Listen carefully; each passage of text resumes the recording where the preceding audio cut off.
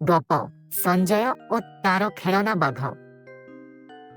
संजय एक छोट पिलाटीए।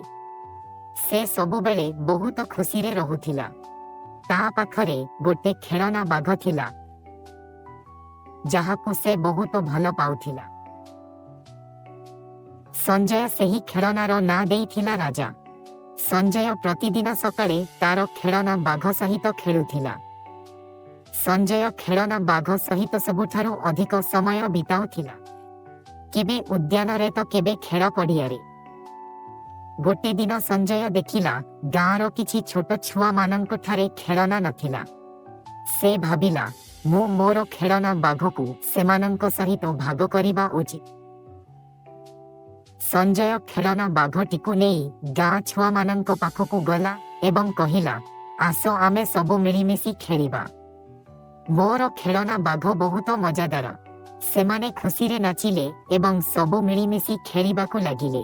से दिन संजय जानिला जे मिलिमिशि खेलिबार मजा सबुठारु भल। से ताहार खेलना बाघ राजा को गाँर समस्तंक प्रियर खेलना कला। शिक्षा मिलिमिशि खेलिबा एवं अपना मानंक सह भाग करिबारे एक विशेष खुशी रही थाए।